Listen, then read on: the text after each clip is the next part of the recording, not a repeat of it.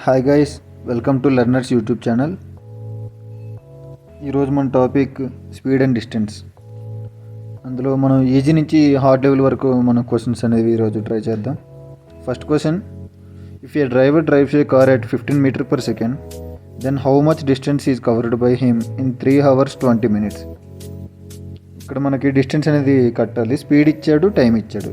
So మనకి speed equals to 15 meter per second and time equals to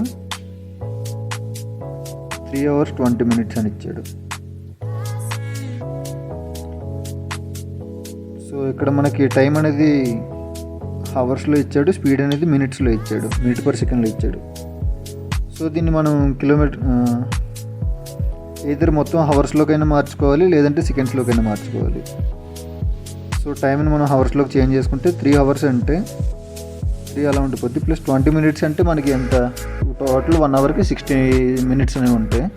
so 20 minutes అంటే 1/3 అంటే total 10/3 hours.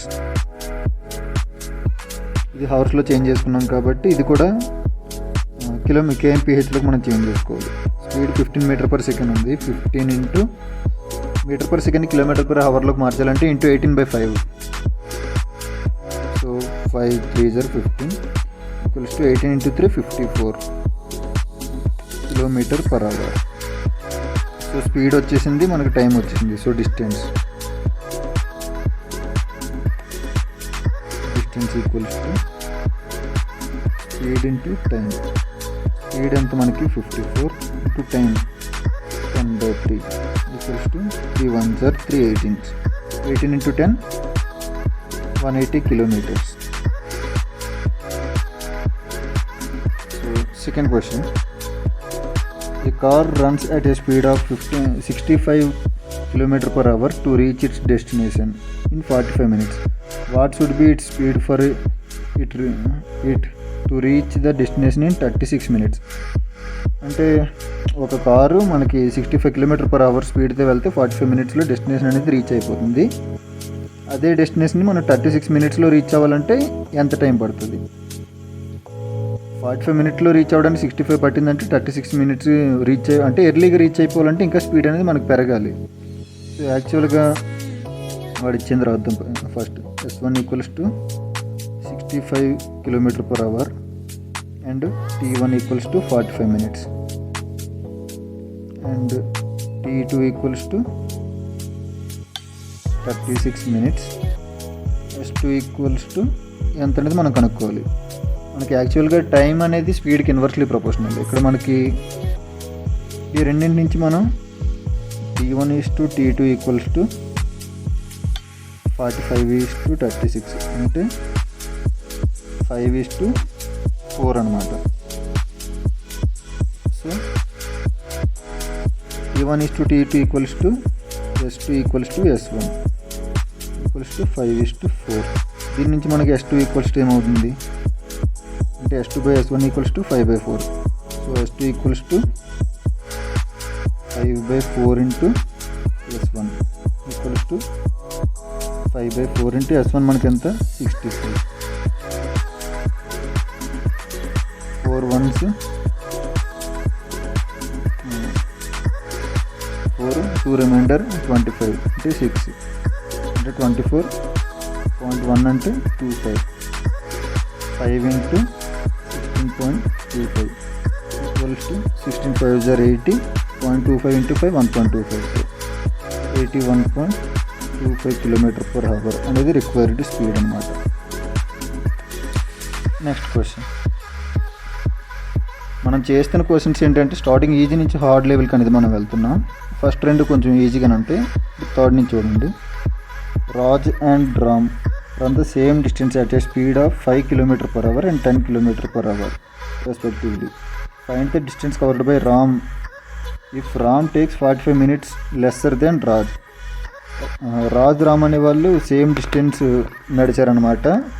ఒకరి speed అనేది 5 km/h, ఇంకొకరిదేమో 10 km/h. కాకపోతే రామ్ అనేవాడు 45 minutes ఎర్లీగా రీచ్ అయిపోయాడు ఎవరికంటే రాజ్ కంటే. సో టోటల్ డిస్టెన్స్ ఎంత అని అడిగాడు. మనకి రెండు కూడా ఆర్తో ఉన్నది కాబట్టి స్పీడ్ డైరెక్ట్ రాద్దాం. Speed of Raj equals to 5 kmph. Speed of Ram equals to 10 kmph. Ratio అనేది ఎంత అవుతుంది మనకి?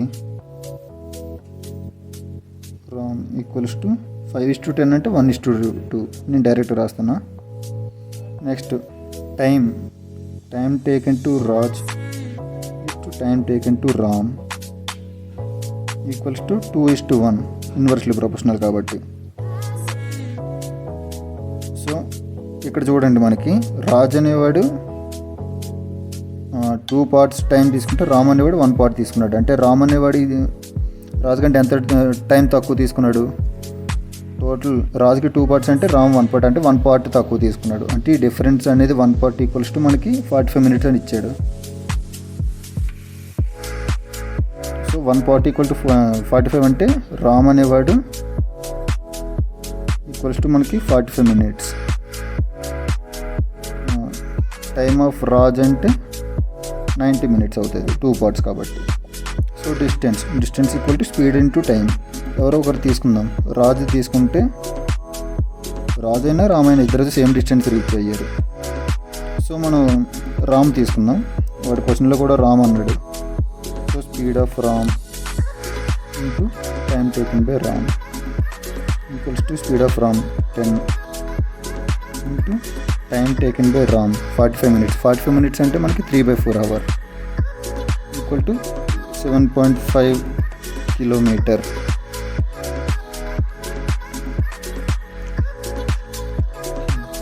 Next question.